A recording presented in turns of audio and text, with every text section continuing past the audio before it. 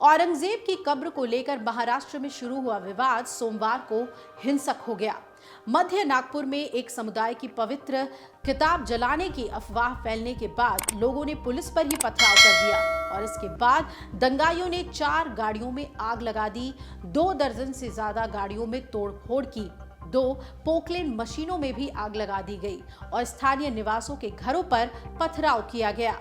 जवाब में दूसरे समूह की ओर से भी पत्थर फेंके गए और नागपुर में फैली इस हिंसा के बाद प्रशासन ने कई इलाकों में अनिश्चितकाल कर्फ्यू लगा दिया है।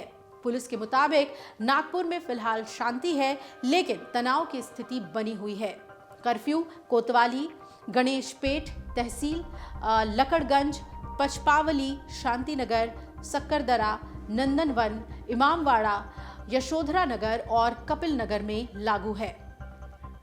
पुलिस ने आगे की घटनाओं को रोकने और शांति बनाए रखने के लिए धारा 163 के तहत प्रभावित क्षेत्रों में कर्फ्यू लगाया है और नागपुर प्रशासन की ओर से जारी आदेश में यह कहा गया है कि इस कर्फ्यू की अवधि के दौरान किसी भी शख्स को अगर चिकित्सा जरूरतें हैं तो उन्हें छोड़ा जाएगा और घर से निकलने पर पूरी तरीके से पाबंदी है अगर कोई इमरजेंसी नहीं है तो। वहीं एक स्थानीय शख्स ने यह भी बताया कि इलाके में सुबह से ही तनाव था, शाम को ही पत्थरबाजी शुरू हो गई थी जिसमें बड़े बड़े पत्थर फेंके गए थे। पुलिस के मुताबिक हिंसा में कई पुलिसकर्मियों समेत लोग घायल हुए हैं और उपद्रवियों की ओर से कुल्हाड़ी से किए गए हमले में डीसीपी निकेतन कदम भी घायल हुए हैं। पुलिस ने दंगाइयों को कंट्रोल करने के लिए लाठीचार्ज किया और वहां आंसू गैस के गोले दागे। दंगा प्रभावित क्षेत्रों में क्विक रिस्पांस टीम, दंगा नियंत्रण पुलिस और एसआरपीएफ की तैनाती की गई है। 2 दर्जन से ज्यादा लोगों को हिरासत में लिया गया है। नागपुर पुलिस के डीसीपी ट्रैफिक अर्चित चांडक ने बताया कि ये घटना दरअसल गलतफहमी की वजह से हुई। स्थिति अब नियंत्रण में है। पत्थरबाजी हो रही थी, इसलिए हमने बल प्रयोग किया और आंसू गैस के गोले भी छोड़े। कुछ पुलिसकर्मी इसमें घायल हुए हैं। उन्होंने बताया कि मेरे भी पैर में चोट आई है। वहीं वरिष्ठ पुलिस अधिकारी ने जानकारी दी कि जो संवेदनशील इलाके हैं नागपुर के, वहां पर अतिरिक्त पुलिस बल तैनात किया गया है और खास तौर पे गणेशपेट थाने में पवित्र पुस्तक जलाने का दावा किया गया था, वहीं पर शिकायत की गई थी तो वहां भी कर्फ्यू लागू है। पुलिस ने जानकारी दी कि सोशल मीडिया पर अफवाहें फैलाने वालों पर कार्रवाई होगी और शांति बहाली के लिए धार्मिक नेताओं से अपील की गई है।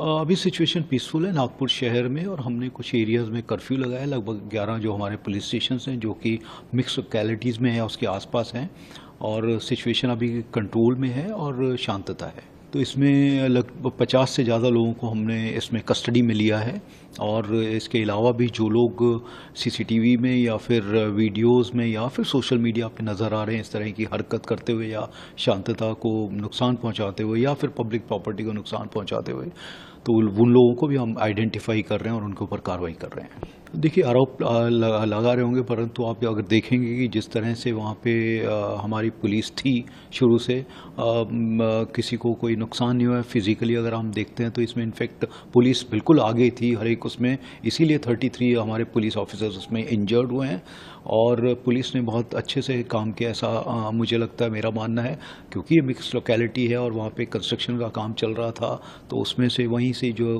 पत्थर को उठाया या फिर जो ईंटें जो उठा के यूज़ की गई हैं वो क्योंकि वहाँ पे रेडिली अवेलेबल थी, इसलिए ये सब देखा गया है। नागपुर सेंट्रल के बीजेपी विधायक प्रवीण, उन्होंने कहा कि मैं आज सुबह सुबह यहां पहुंचा, इस घटना की पहले से तैयारी की गई थी। कल सुबह आंदोलन के बाद गणेशपेट पुलिस स्टेशन में घटना हुई, फिर सब कुछ सामान्य रहा। बाद में भीड़ ने सिर्फ हिंदुओं के घरों को और दुकानों को निशाना बनाया। भीड़ ने पहले सभी कैमरे तोड़ दिए और फिर हथियारों के साथ हिंसा को अंजाम दिया गया। उन्होंने ये भी कहा कि मैंने पुलिस आयुक्त से बात की, ये एक संवेदनशील क्षेत्र है। हमने पीआई संजय सिंह को 2 घंटे तक फोन किया लेकिन उनका फोन ही बंद आ रहा था। जब पुलिस वहां पहुंची तो यहाँ सब कुछ हो चुका था।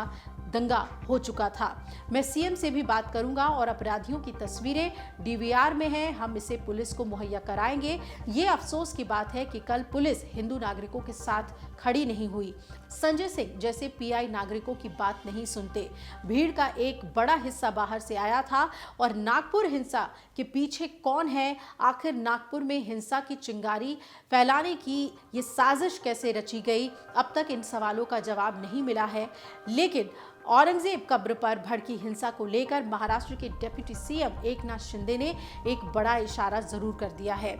महाराष्ट्र के नागपुर के कुछ हिस्सों में जब कल रात हिंसा की झड़प हुई थी तो देखते ही देखते वहां पर बवाल हो गया था और अब उप मुख्यमंत्री शिंदे ने इस घटना में साजिश का आरोप लगाया है। और जैसा कि हमने आपको बीजेपी नेता के भी बयान के बारे में बताया, दरअसल नागपुर हिंसा पर पत्रकारों से बात करते हुए डिप्टी सीएम एकनाथ शिंदे ने कहा कि ये एक साजिश लगती है। इस पूरी घटना को एक प्लानिंग के तहत अंजाम दिया गया। पेट्रोल बॉम्ब के इस्तेमाल किए गए, कई लोग बाहर से आए थे और जिस तरीके से पेट्रोल बॉम्ब के इस्तेमाल हुए हैं, इसके पीछे एंटी सोशल लोग इस साजिश में शामिल थे, ऐसा लगता है। शिंदे ने आगे ये भी कहा कि नागपुर के महल इलाके में पथराव किया गया, गाड़ियों को नुकसान पहुंचा, पुलिस पर भी पथराव हुआ जिसमें 4 पुलिसकर्मी घायल हुए हैं और लोगों को 2 समुदायों के बीच हिंसा भड़काने की कोशिश नहीं करनी चाहिए थी। वहीं ये भी कहा कि औरंगजेब का महिमा मंडन नहीं होना चाहिए। आरोपियों के खिलाफ कड़ी कार्रवाई होगी।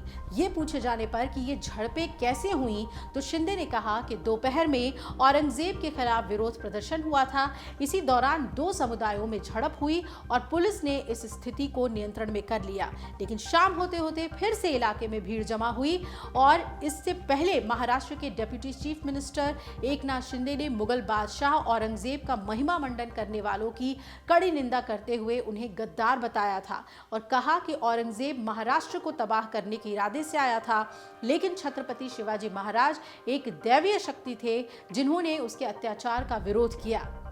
पैटर्न उनके ऊपर कुछ कार्रवाई की जाएगी। अबू आजमी को तो निलंबित कर दिया है, दोबारा ऐसी नौबत ना आए, ऐसा काम वो ना करे। और औरंगजेब का समर्थन इस महाराष्ट्र में कोई सहन नहीं करेगा, उसका महिमा मंडल कोई सहन करेगा नहीं। ये औरंगजेब, ये छत्रपति शिवाजी महाराज, छत्रपति संभाजी महाराज और हमारे देश का दुश्मन था, वो देशद्रोही था, ये जुल्मी आक्रमणकारी था, माँ बहनों पर अत्याचार करने वाला था, मंदिरों को तोड़ने वाला था और छत्रपति संभाजी महाराज पर अन्याय अत्याचार करने वाला था। ये महाक्रूर कर्मा था और इसलिए उसको बिल्कुल उसका समर्थन जो भी करे उसको बख्शा नहीं जाएगा। ये जनता की भावना है, ये जनता की भावना है। देखो, जनता की भावना हमारे राजा के प्रति, छत्रपति संभाजी महाराज के प्रति बहुत ही गंभीर है और इसलिए उन्होंने जो आंदोलन किया है वो आंदोलन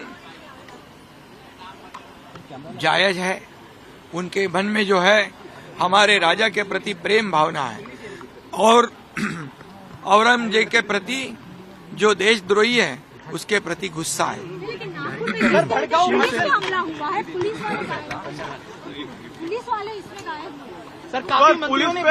है, पुलिस पे हमला हुआ है, सोची समझी साजिश। देखिए, ये पुलिस पर हमला करना, पेट्रोल बम फेंकना, पत्थर फेंकना, हथियार से हमला करना, पुलिस के ऊपर हमला करना, फायर ब्रिगेड के ऊपर हमला करना, ये सोची समझी साजिश है और इसीलिए जो सोची समझी साजिश से कानून व्यवस्था बिगाड़ने की कोशिश करेगा, कानून जो भी हाथ में लेगा उसको बख्शा नहीं जाएगा। दरअसल मुगल बादशाह औरंगजेब के मकबरे के खिलाफ नागपुर में कल हिंसा भड़क गई और इसके बाद कई इलाकों में कर्फ्यू लगा दिया गया है। इस दौरान कई घरों और गाड़ियों में भी तोड़फोड़ हुई। फिलहाल पुलिस का एक्शन जारी है और जैसा कि हमने आपको बताया कि 50 के करीब लोगों को हिरासत में लिया गया है।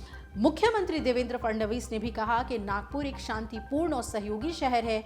ये शहर हमेशा मिलजुल कर रहने की अपनी परंपरा के लिए जाना जाता है। उन्होंने नागरिकों से अपील की कि वो प्रशासन का पूरा सहयोग करें और किसी भी अफवाह पर यकीन न करें। स्थिति को नियंत्रण में लाने के लिए पुलिस प्रशासन की कोशिशों की सराहना करते हुए उन्होंने कहा कि हम लगातार पुलिस प्रशासन के संपर्क में हैं। वहीं नागरिकों से अपील करते हैं कि वो प्रशासन को अपना पूरा सहयोग दे। तो अब वहां पर स्थिति तनावपूर्ण है लेकिन नियंत्रण में है और पूरे नागपुर के अगर हम बात करें तो ये अपने आप में चौंकाने वाली घटना है जिसमें कल जमकर बवाल हुआ था। अगर आप ये वीडियो YouTube पर देख रहे हैं तो हमारे चैनल को सब्सक्राइब कर बेल आइकन दबाएं और Facebook पर देख रहे हैं तो हमारे पेज को लाइक करें। 8 मिलियन प्लस सब्सक्राइबर, आपके इस भरोसे के लिए बहुत धन्यवाद।